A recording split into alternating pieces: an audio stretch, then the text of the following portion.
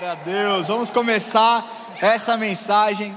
E o tema dessa mensagem é: de quem é a culpa? Você pode repetir comigo? De quem é a culpa? Sabe que nós vivemos em um mundo caótico. Você precisa concordar comigo que não tem sido fácil viver nos tempos de hoje, né? Eu confesso que eu deixei de assistir telejornal há muito tempo atrás.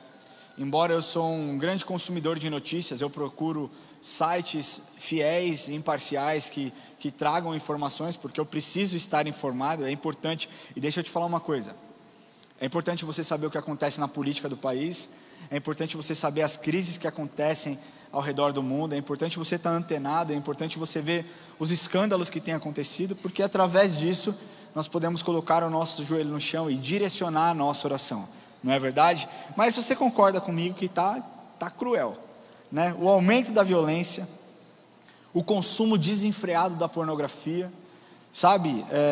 Pedofilia sendo normatizada e normalizada por alguns, enquanto a corrupção tem sido banalizada por outros. A banalização dos crimes, a relativização dos erros, está muito difícil. E eu quero falar para vocês que nem mesmo as igrejas têm escapado disso.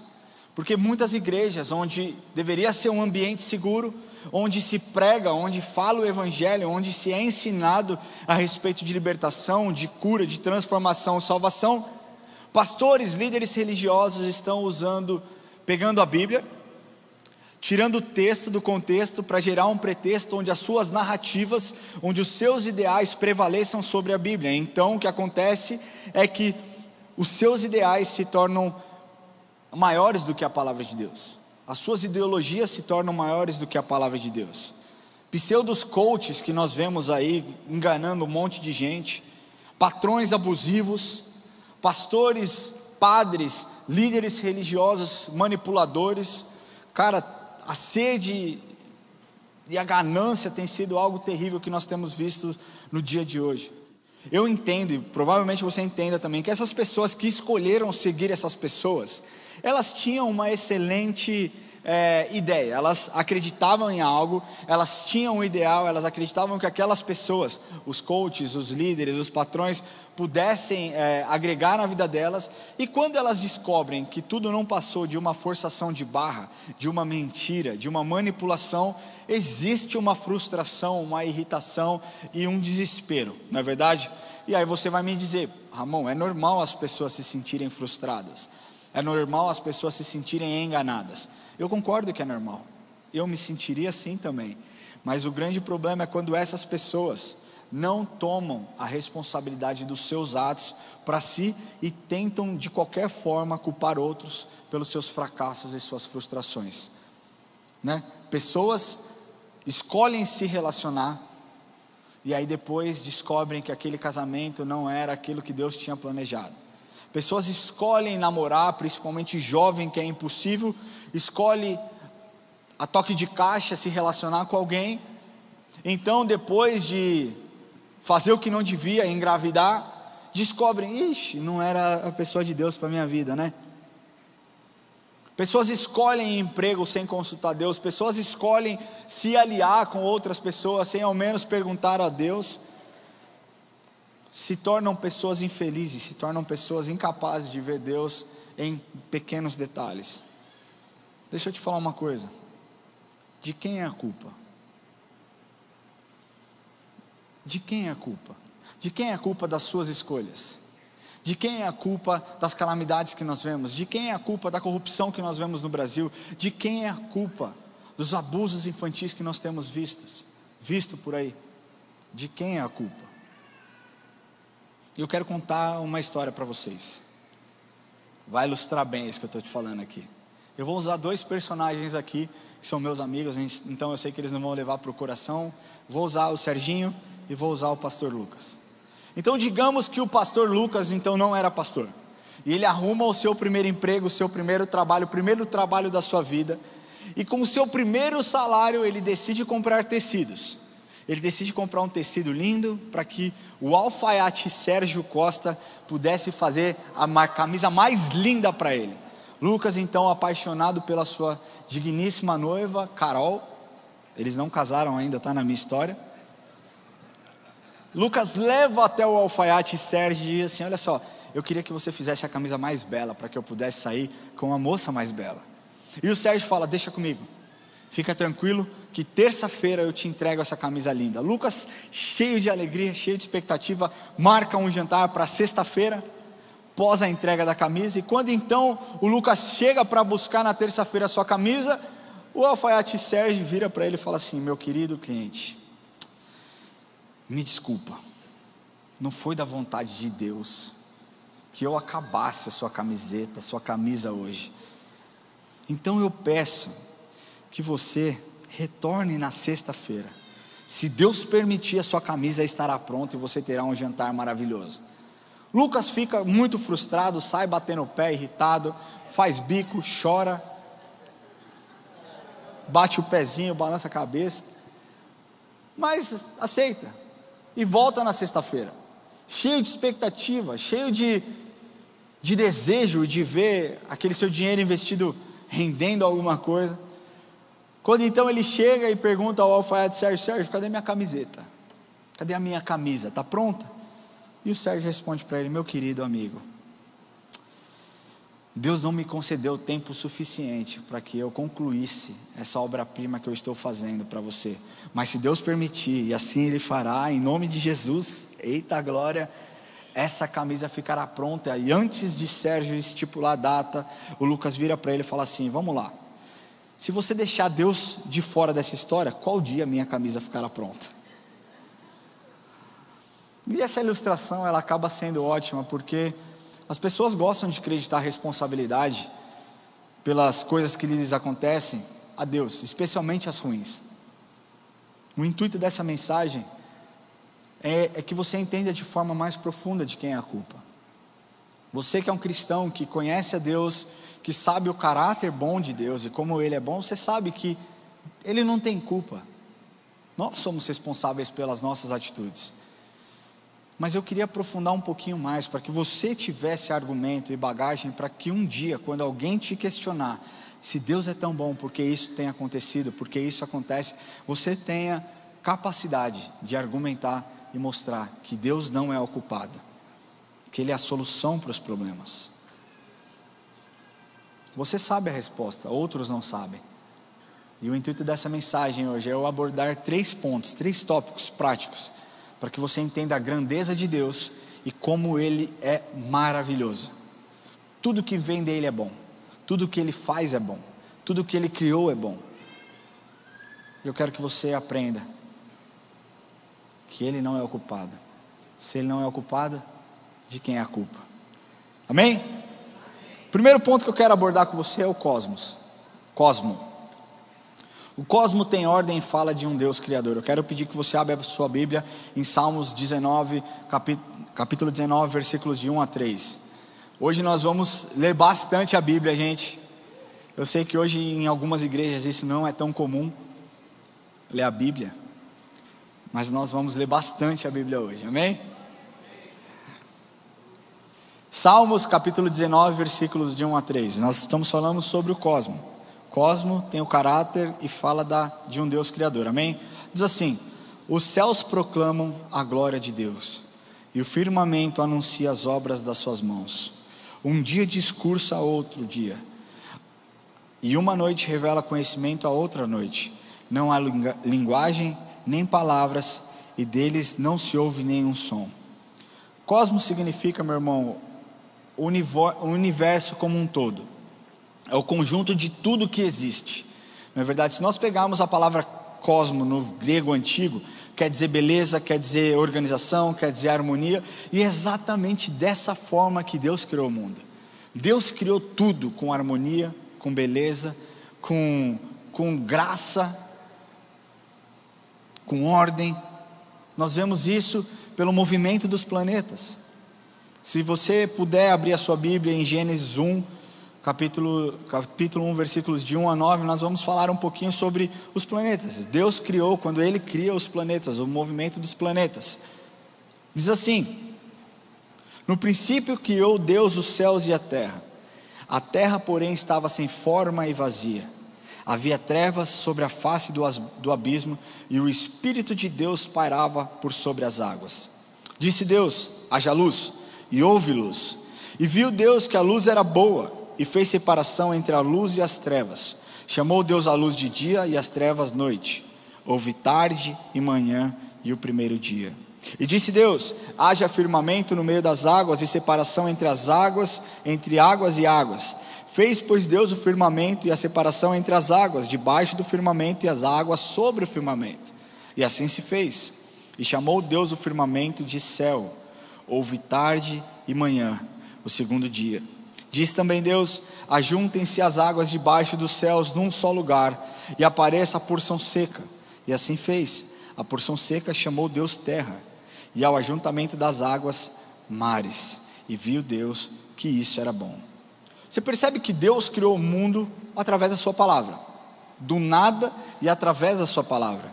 Ele criou todas as coisas, e muitas vezes as pessoas têm uma grande dificuldade de entender que Deus criou todas as coisas. E aí nós encontramos aquelas teorias do Big Bang, a teoria do evolucionismo, e tudo aquilo que vai contra, de certa forma não, vai contra aquilo que nós acreditamos. Porque se nós lemos o que está escrito em Gênesis, e se você acredita na palavra de Deus, aqui nós sabemos que Deus criou o mundo através da sua palavra. Agora, o porquê as pessoas têm tanta dificuldade de entender e acreditar num Deus criador? Porque a mente humana, ela é limitada, e Deus é ilimitado. Deus, ele é muito maior do que qualquer intelecto, do que qualquer mente, por maior que seja, por mais brilhante que seja, possa definir. Muitos filósofos tentaram durante anos provar que Deus não existia, e acabaram sendo aqueles que defenderam o Evangelho ao final das suas vidas. Deixa eu te falar uma coisa: Deus é grande demais para que a nossa mente consiga enxergar e imaginar. Existe uma música que diz: ninguém explica Deus. Do crente ao ateu, ninguém explica Deus. Se você falar, explica Deus detalhadamente, você vai se perder nas suas palavras. Sabe por quê? Porque Ele é grande demais para todo o seu conhecimento, por maior que seja, por maior conhecimento que você tenha, Ele é grande demais. Quando nós falamos a respeito do universo, e aqui eu não posso entrar muito em detalhe, porque senão nós nos aprofundaríamos muito nesse tema, nós falamos a respeito da grandeza da criação. Nós vivemos aqui na Via Láctea, quem concorda comigo? Estou certo ou estou errado? Existe algum professor aqui que possa me corrigir? Via Láctea é uma das centenas de bilhões de galáxias que formam o universo, tá? Para vocês terem uma noção, é na Via Láctea que está localizado o Sistema Solar, um conjunto de corpos celestes que o planeta Terra faz parte. Olha só a dimensão disso que eu estou te falando. A Via Láctea se estende por um diâmetro de aproximadamente 100 mil anos-luz, sendo que cada ano-luz corresponde a 9,46 trilhões de quilômetros. Eu vou repetir isso, porque a minha cabeça já bugou quando eu li lá atrás. Nós estamos falando de se estende por um diâmetro de aproximadamente 100 mil anos-luz, quando cada ano-luz corresponde a 9,46 trilhões de quilômetros. Agora deixa eu te falar uma coisa: vocês sabem me dizer quantas estrelas existem na Via Láctea? Sim ou não? Gente, vocês não pesquisam no Google? Não é algo cotidiano que você, estou de bobeira aqui, deixa eu ver quantas estrelas tem. Sabe quantas eles estimam existir somente na Via Láctea? Até 400 bilhões de estrelas. Sabe quantas galáxias? Estou falando que uma galáxia, a Via Láctea, tem até 400 bilhões de estrelas. Sabe, estudos recentes mostram, sabe quantas galáxias existem? Nunca ninguém pesquisou isso também? Gente, vocês precisam despertar a curiosidade aí. Estudos recentes mostram que pode haver pelo menos 2 trilhões de galáxias. Uma galáxia possui 400 bilhões de estrelas. Existem 2 trilhões de galáxias. Se nós pegarmos e fazermos um comparativo, nós estamos falando que no universo todo existem aproximadamente 10 sextrilhões de estrelas. Eu nem sabia que existia sextrilhões. Eu não sei nem quantos zeros tem sextrilhões. Estou falando de 10 sextrilhões. Olha o tamanho de Deus, cara. Olha o tamanho de Deus, não dá para explicar. É por isso que muitas vezes você não consegue explicar Deus, porque Ele é grande demais para a sua mente, para a sua pequena mente, limitadamente, para a sua pequena visão, limitada visão. Ele é grande demais. E mais do que isso, deixa eu te falar uma coisa. Você vê como Deus, de forma perfeita, milimetricamente, coloca uma distância segura entre o Sol e a Terra. O que seria se a Terra tivesse um pouquinho mais perto? Não existiria vida, nós estaríamos todos torrados. Aliás, não estaríamos, porque não existiria vida, né? Você entendeu o que eu quis dizer? Mas Deus é incrível. Quando Ele cria o universo, Ele não cria as coisas de forma simples. Simples para Ele, complexa demais para que nós possamos entender. Ninguém explica Deus. Segunda coisa que nós vemos dentro do cosmos é a organização da natureza. Quero que você continue no capítulo 1 do livro de Gênesis. Vamos ler a partir do versículo 12. Diz assim: a terra, pois, produziu relva. Isso depois de Deus mandar. Depois que Deus manda, terra produza, está aqui dizendo: a terra, pois, produziu relva, ervas que davam semente segundo a sua espécie, e árvores que davam frutos, cuja semente estava nela conforme a sua espécie. E viu Deus que era bom. Você pode repetir isso? E viu Deus que era bom. Se nós pularmos para o versículo 21 a 22, diz assim: criou, pois, Deus os grandes animais marinhos e todos os seres viventes que rastejam, os quais povoavam as águas, segundo as suas espécies, e todas as aves segundo as suas espécies. E viu Deus que isso era bom, e Deus os abençoou, dizendo: sede fecundos, multiplicai-vos e enchei as águas dos mares e na terra, e multiplicai as aves. Corre lá para o versículo 24, diz assim: disse também Deus: produz a terra seres viventes conforme a sua espécie, animais domésticos, répteis e animais selváticos, segundo a sua espécie. E assim se fez. E fez Deus os animais selváticos segundo a sua espécie, e os animais domésticos conforme a sua espécie, e todos os répteis da terra conforme a sua espécie. E viu Deus que isso era bom. Deixa eu te falar uma coisa, nós vemos aqui a criação, Deus criando a natureza. Só que se nós pegarmos algo em comum dentro desse texto, é que nós podemos ver que tudo aquilo que Deus criou é bom. E não foi o Ramon que disse, não foi o autor do livro de Gênesis que disse, quem disse isso foi o próprio Deus. E viu Deus que isso era bom. Deixa eu te falar uma coisa, quando nós questionamos a criação de Deus, nós estamos questionando a habilidade daquele que criou coisa que a sua mente não imagina. Aqui vai um recado para você que se acha dodói demais, que se acha mal amado. Jeremias diz que desde o ventre da sua mãe Ele te escolheu. Então, se você foi escolhido por Deus, foi feito por Deus, isso quer dizer que aquilo que Ele fez é o quê? Quer dizer que você é o quê? Pouco importa o que as pessoas pensam, pouco importa o que o seu professor disse, pouco importa o que o seu marido está dizendo no momento de raiva, pouco importa o que a sua esposa disse em um momento de raiva. Deus te criou para um propósito, e Ele viu que aquilo que Ele criou é bom, você é bom. Só que deixa eu te falar uma coisa,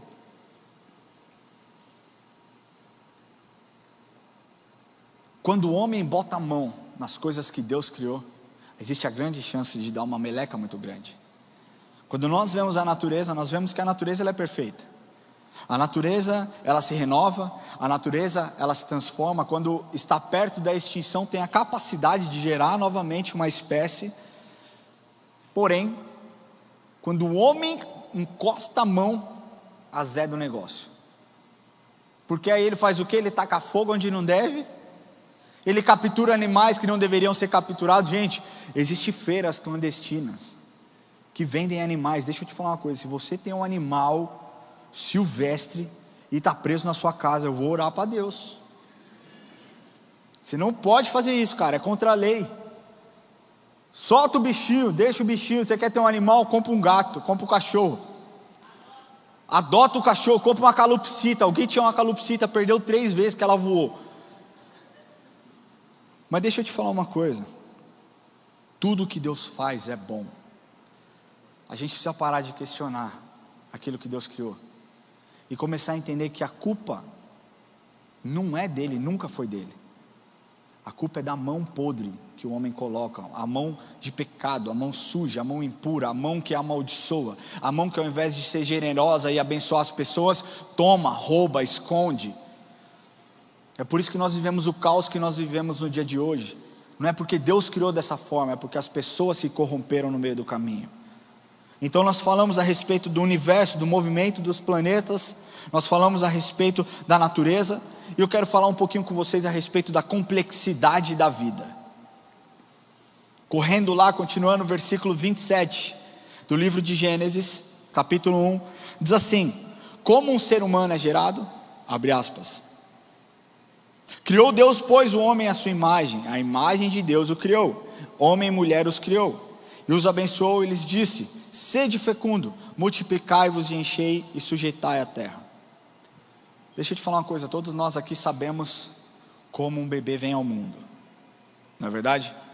Não é via cegonha, não é via uma sementinha plantada, mas é algo sobrenatural aquilo que Deus faz. Você sabia que um bebê, um feto, com 4 semanas de gestação, ele tem a medida de 0,2 até 0,4 centímetros. É quase nada.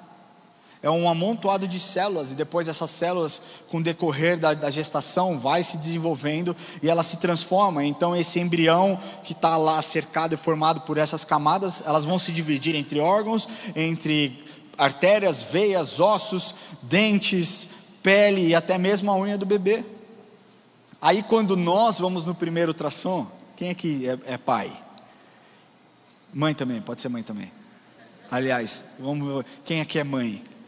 Pode ser pai também, quem é pai também? Porque a mãe sempre antes do pai, né? Caraca, a mãe é demais, é.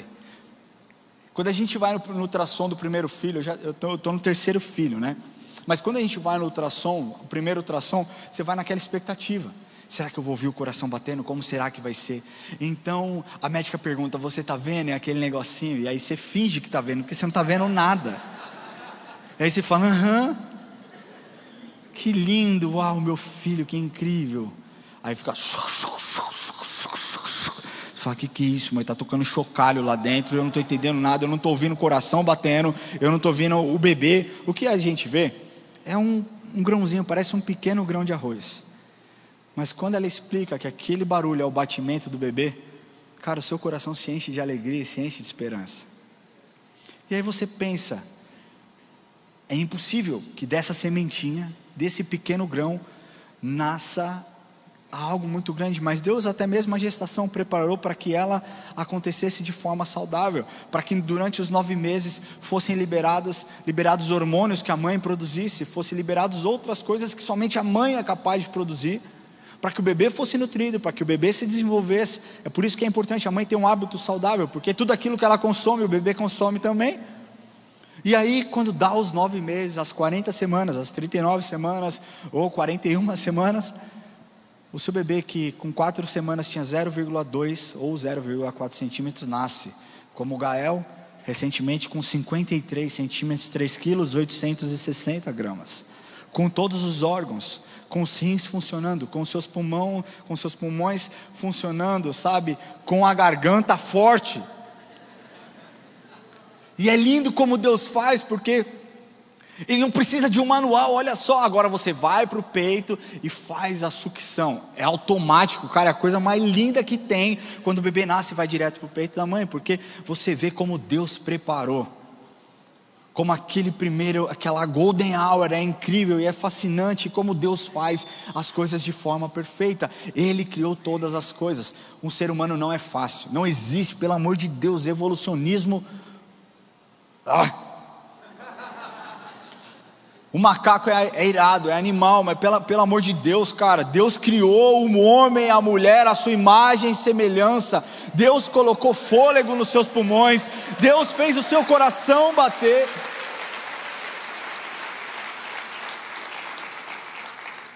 Eu acho muito louco quem acredita na teoria da evolução. De verdade, eu acho muito louco. É difícil se argumentar com um cara desse, cara. Você acredita? Que bom. É difícil você explicar Deus. É difícil você explicar Deus. Mas Ele é tão perfeito. Você entende a grandeza de Deus, cara, quando nós falamos do universo, quando nós falamos da natureza. Olha quantas espécies de aves existem, olha quantas espécies de peixes que existem, olha quantos animais domésticos que existem, quantas raças. Cara, é lógico que durante o período o homem foi ali mexendo, criando outras raças, cruzando cachorro com gato, aquela coisa maluca, até leão e tigre. Vocês já viram isso? Eu vi, cara. Existe um maluco lá que cruzou leão com tigre, chama Liger, não é isso? É Liger, né? Pode procurar, não é mentira. Eu vi quando eu morava lá em Tulsa. O bicho é enorme, em pé dá 2,5 metros, sei lá quantos metros dá aquele negócio. Enfim, Deus é incrível. Se o homem não atrapalhar, as coisas acontecem de forma perfeita. Então Deus criou tudo. Nós estamos no primeiro ponto falando a respeito do cosmo. Cosmo, mais uma vez, é tudo aquilo que envolve o universo em seu todo. A criação, a criatura. O segundo ponto que eu quero falar para vocês, o segundo tópico que eu quero falar para vocês é a história desordenada. Porque você percebe que aqui nós não lemos a respeito do pecado. Nós lemos somente a respeito da criação, de como Deus criou as coisas e como Ele é grande, como Ele é gigantesco. Você entendeu como Deus é grande? Eu estou preso ainda nos 10 sextrilhões. Eu não sei onde você parou. 10 sextrilhões. O dia que você conseguir me mostrar quantos zeros tem isso, eu pago o café para você. Palavra de pastor, hein? E vai ser aqui na igreja, na minha sala, que é mais barato. Mas o café é bom, eu garanto. Não sou eu que faço, é a Nespresso, né? Mas tá lá, enfim. Mas aí nós entramos no período da história desordenada. Corre um pouquinho para frente da sua Bíblia, quando você está lendo Gênesis. Corre lá para o capítulo 3, por favor. Nós vamos ler o versículo de 1 a 3. Gênesis capítulo 3, versículos de 1 a 5, perdão.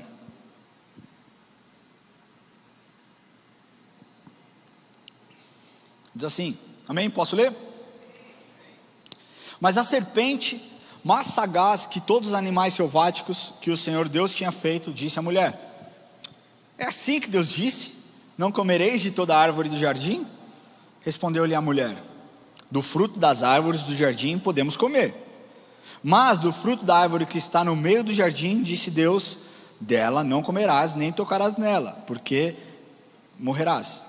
Então a serpente disse à mulher: é certo que não morrereis, porque Deus sabe que no dia em que dela comerdes, se vos abrirão os olhos, e como Deus, sereis conhecedores do bem e do mal.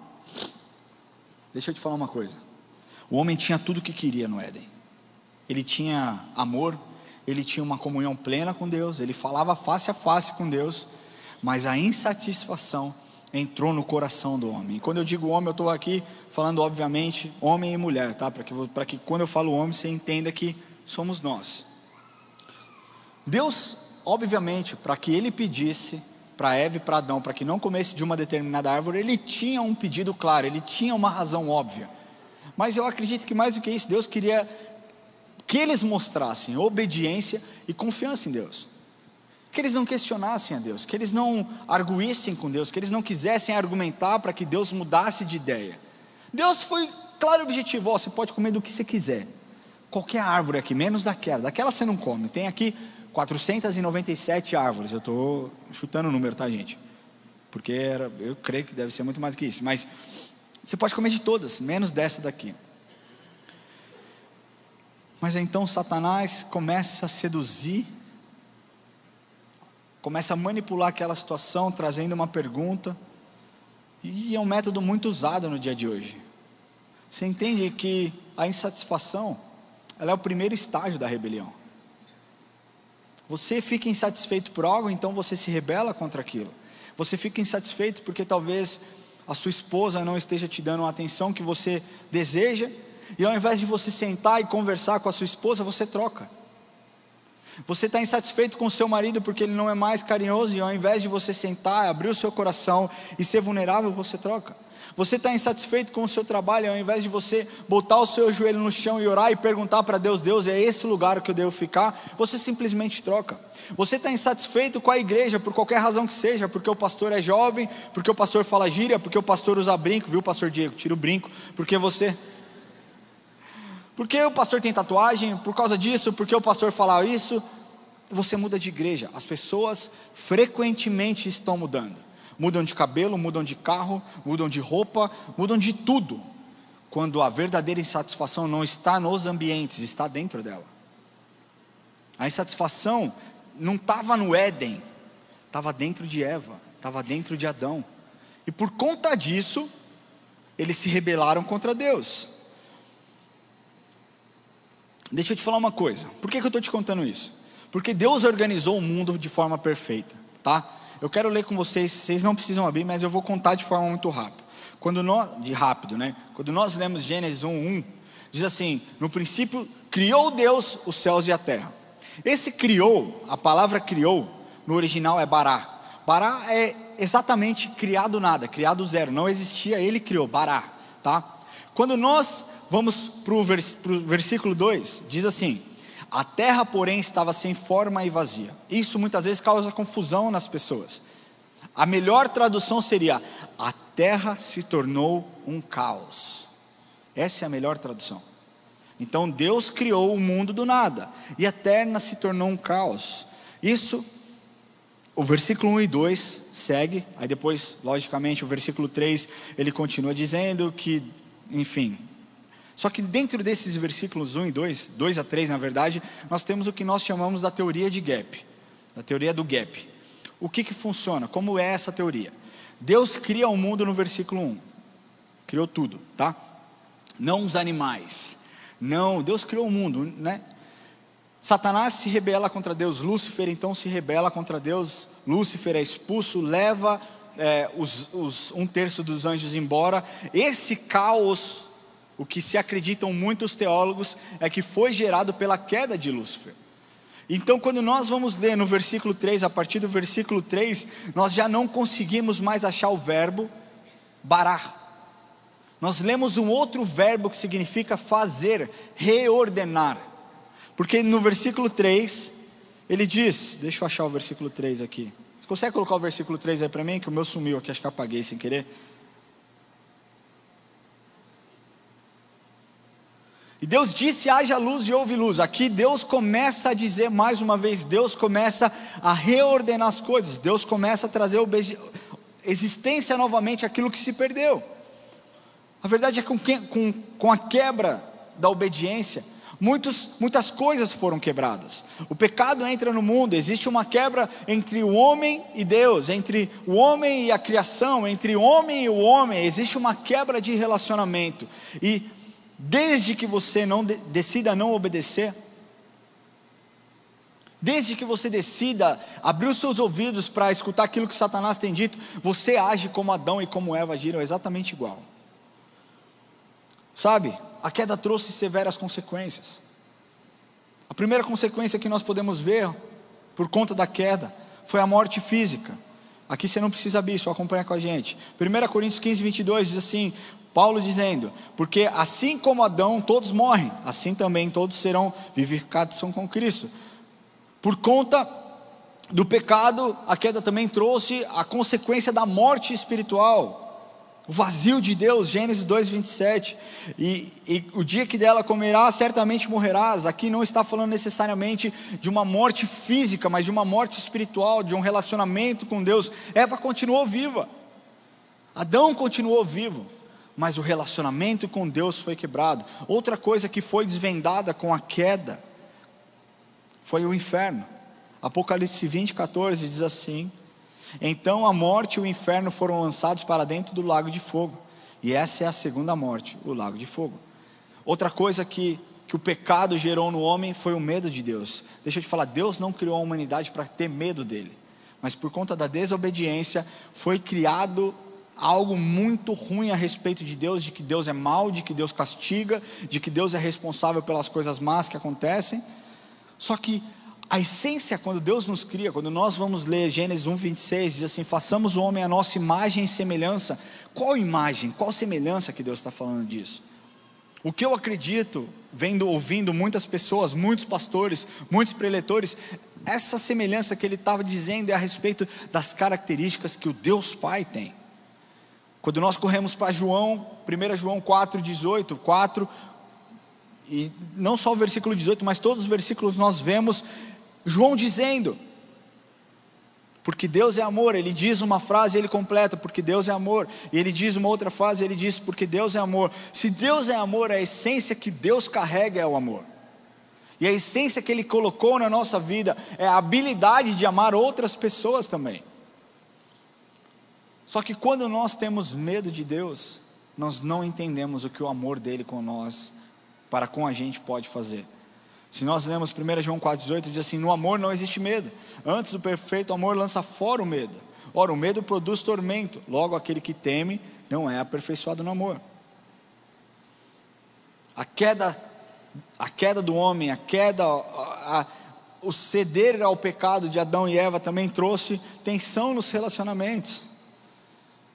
Olha só, Provérbios 16:28, o homem perverso espalha contenda, e o difamador separa os maiores amigos. Não só isso, trouxe também a quebra no relacionamento entre homem e mulher, entre casais, entre filhos.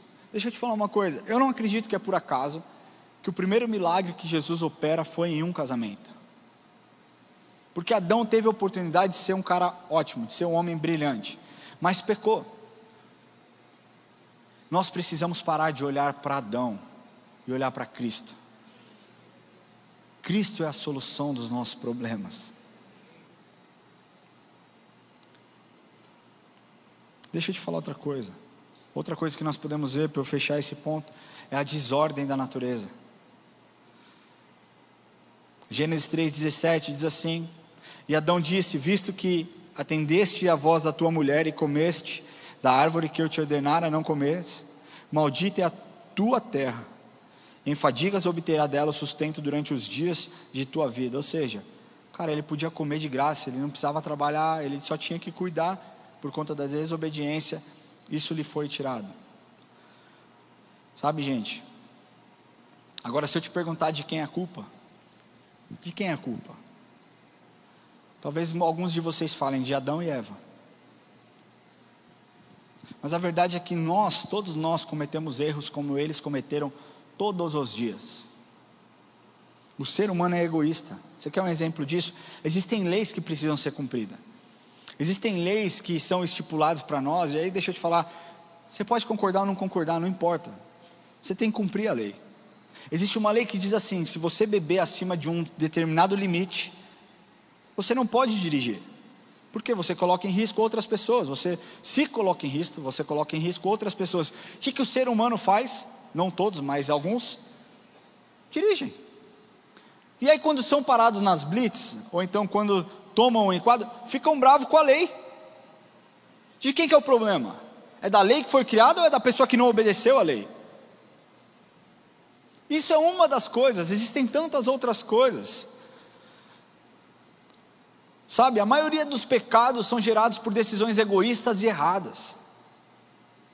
Deixa eu te falar uma coisa, aborto é uma decisão errada, egoísta e pecado.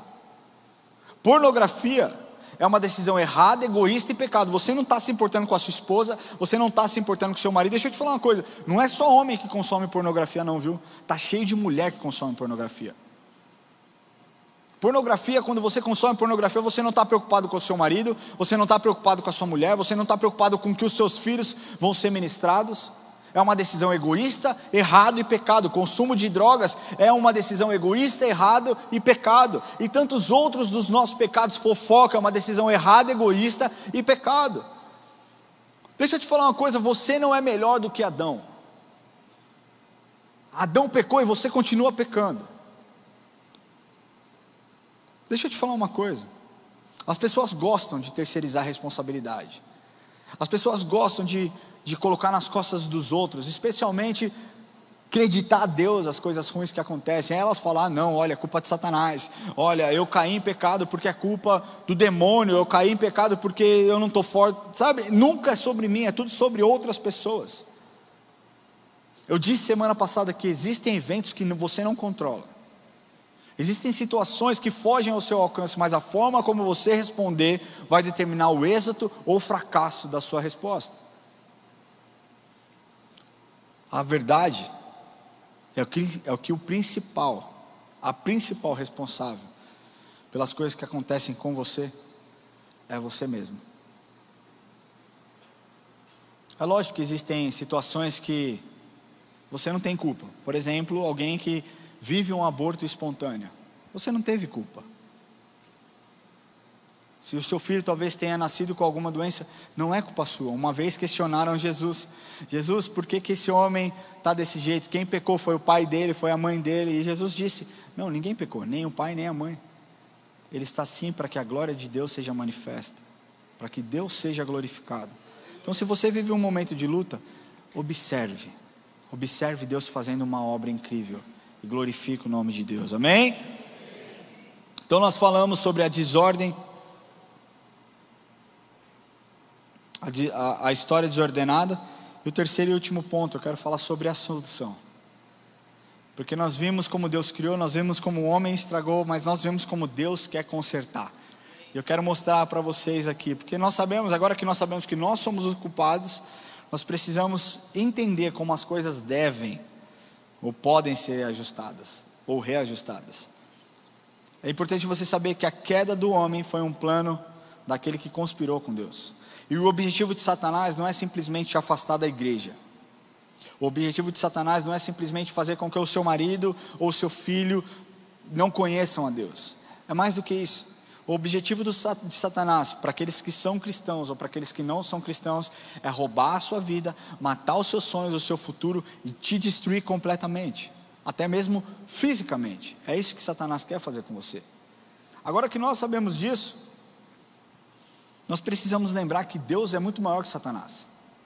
E nós precisamos trazer à nossa memória coisas que Ele já prometeu para nós, para que nós já pudéssemos usufruir, olhando com os nossos olhos da fé, enxergando a nossa eternidade ao lado dEle. Primeiro, Ele nos trouxe uma promessa de um Salvador. Deus criou o mundo virou uma calamidade, e Deus faz a promessa, em Isaías 42, versículos 6 e 7, de que existe uma esperança do reencontro do homem com Deus. Olha o que diz Isaías 42, versículos 6 a 7. Eu, Senhor, te chamei em justiça, tornar-te-ei pela mão e te guardarei, e te farei mediador de aliança com o povo, e luz para os gentios, para abrir os olhos dos cegos, para tirar da prisão o cativo e do cárcere os que jazem em trevas. Existe uma esperança de um reencontro com Deus, do reencontro do homem com Deus, do homem não mais olhar para Deus como um culpado, do homem decidir obedecer e honrar e confiar naquilo que Deus nos ensina. Outra coisa que Ele nos promete é a segunda vinda de Cristo. Apocalipse 1, versículos 7 e 8, diz assim: eis que vem com as nuvens, e todo olho verá até quantos os transpassaram, e todas as tribos da terra se lamentarão sobre Ele. Certamente, amém, eu sou o alfa e o ômega, diz o Senhor Deus, aquele que era e que há de vir, o Todo-Poderoso. Deixa eu te falar uma coisa, quando você está na mão do diabo, o seu destino é o inferno. Quando você não vive com Deus, o seu destino é calamidade. Mas quando nós estamos caminhando com Deus, nós temos a expectativa de que com Cristo nós teremos a ressurreição e a vida eterna. Aquele que crê em mim, ainda que esteja morto, viverá.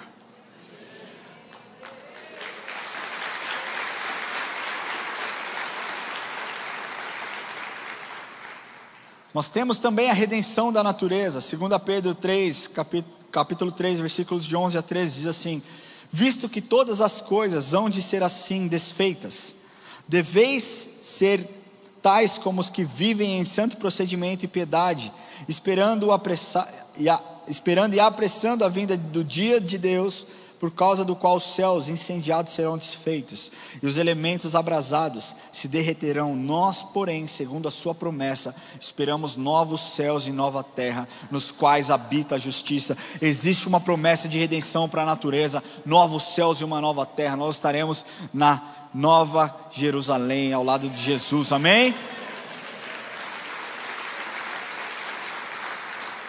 E por último, eu quero dizer que existe uma promessa, a promessa da vitória sobre o pecado.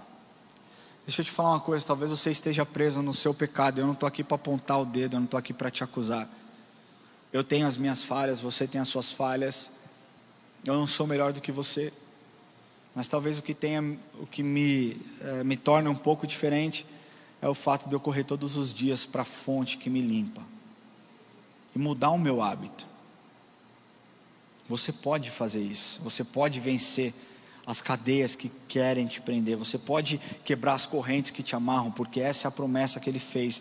1 João capítulo 5, versículo 4 e 5 diz assim: porque todo que é nascido de Deus vence o mundo, e essa é a vitória que vence o mundo, a nossa fé.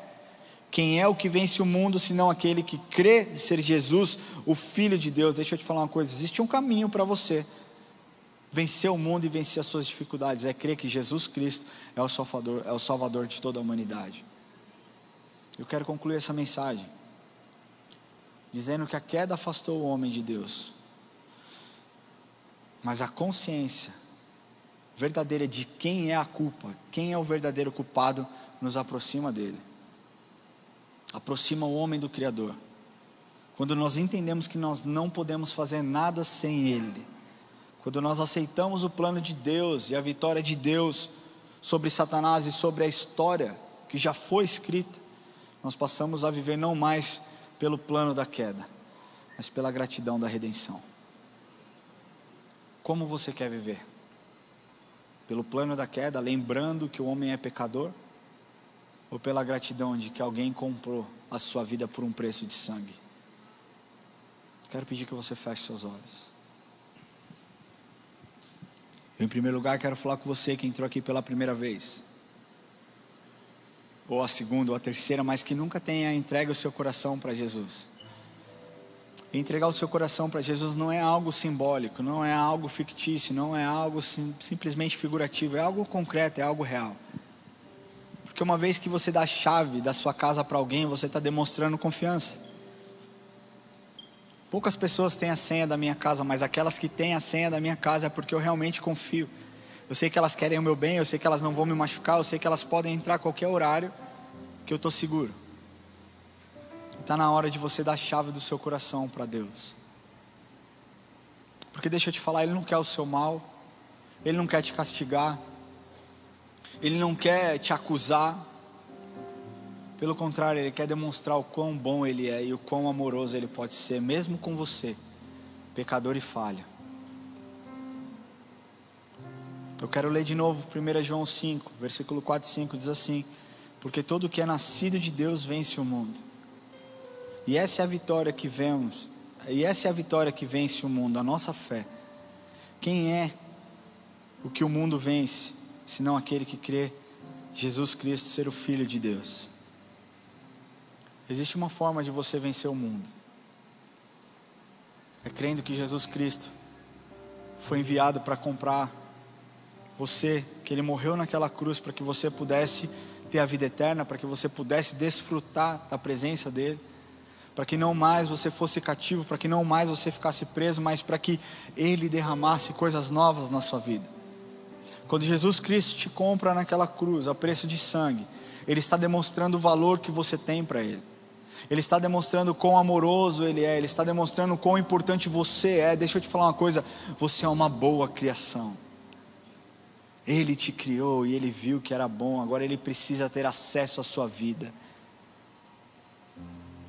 Ele poderia simplesmente entrar e fazer o que Ele quisesse? Ele poderia, Ele pode tudo. Ele é todo poderoso, mas Ele não faz isso. Ele espera que gentilmente, verdadeiramente você abra o seu coração, para que Ele tenha a oportunidade de transformar não somente a sua vida, mas a sua história de uma vez por todas. Talvez você tenha entrado aqui sem esperança, sem expectativa. Talvez você tenha entrado aqui culpando a Deus pelas coisas ruins que aconteceram na sua vida ao longo dos últimos anos. A perda do seu emprego, a perda de um ente querido, a perda de um filho. Seja lá o que foi. Deus quer te mostrar que Ele não é o culpado, mas que Ele tem um plano para a sua vida. E para que Ele comece a executar esse plano, é necessário que você abra o seu coração para Ele. Eu não estou aqui te convidando para ser um religioso, para que você saia dizendo aos quatro ventos que você é evangélico. Tem muita gente que é evangélico, que se diz evangélico e não tem relacionamento. Eu estou te convidando a ter um relacionamento de verdade com Jesus. Eu costumo dizer esse versículo de Apocalipse que diz assim: eis que estou à porta e bato. Se você abrir o seu coração, eu vou entrar, eu vou fazer morada na sua vida. Chega de dor, chega de sofrimento. Quando Cristo está no barco, tudo vai bem. Está na hora de você chamar Ele para ser o piloto da sua embarcação. Queria convidar você que deseja fazer essa oração a levantar sua mão onde você estiver. Levante a mão, glória a Deus pela sua vida. Fica com a sua mão levantada, por favor. Você que decidiu levantar sua mão, fique com a sua mão levantada para que nós oremos juntos. Amém? Quantos desejam entregar a vida para Jesus nessa noite? Fique com a sua mão levantada onde você estiver. Se você puder, eu peço que você levante do seu lugar. Fique em pé no seu lugar. Nós queremos te ver, nós queremos orar com você. Glória a Deus, pode ficar em pé, irmão. Deixa eu te falar uma coisa. Um dia Deus entregou o seu Filho para que você pudesse experimentar algo especial com Ele. João 3,16 diz assim: porque Deus amou o mundo de tal maneira que deu seu único Filho, unigênito, para que todo aquele que nele crê não morresse, mas tivesse a vida eterna. Existe um caminho. A mentira que Satanás tem dito aos quatro ventos é que todos os caminhos levam a Deus. Essa é uma mentira.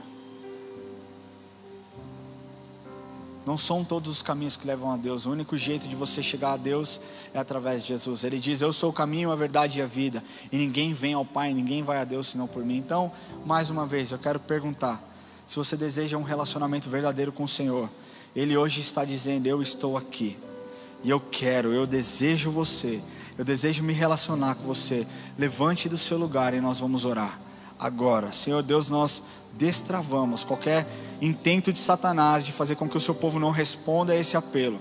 Nós declaramos liberdade do teu Espírito neste lugar. Nós declaramos que o Senhor é poderoso para conquistar aqueles, Deus, e para quebrar as cadeias daqueles que estão presos nesse momento. Senhor, dê coragem, dê o espírito de ousadia para aqueles que necessitam e desejam fazer essa oração, mas que estão sem coragem, Pai. Em nome de Jesus, em nome de Jesus. Amém. Eu queria pedir que você que levantou do seu lugar, que você venha aqui à frente. Pode vir aqui à frente.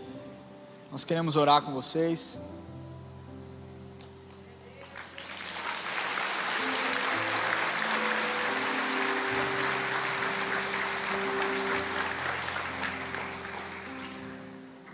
As pessoas que se expõem são as que mais experimentam o agir de Deus. Eu sei que tem muita gente aqui que teve vontade de levantar e não teve coragem. Mas assim como uma pessoa, muitas vezes a gente faz apelo de cura aqui, quem quer ser curado, levanta a mão. Aqueles que levantam a mão têm a possibilidade de ser curado, porque Deus pode fazer. Mas aqueles que decidem se esconder, não conseguem experimentar Jeová Rafa, o Deus que cura.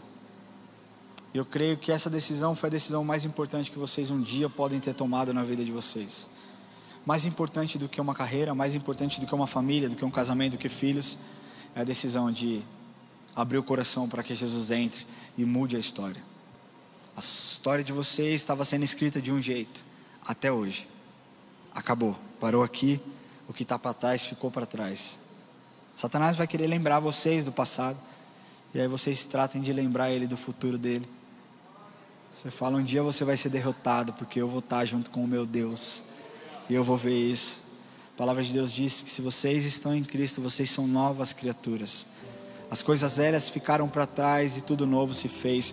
Não importa mais os erros que vocês cometeram, não importa mais aquilo que as pessoas disseram.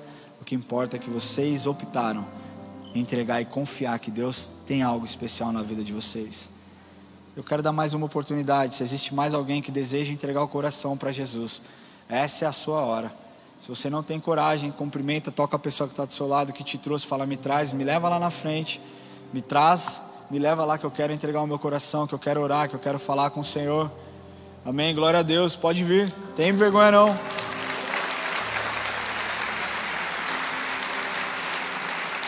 Glória a Deus. Não é pela persuasão não, gente, é porque essa decisão mudou a minha vida e eu sei que pode mudar de vocês de uma vez por todas. Existe mais alguém?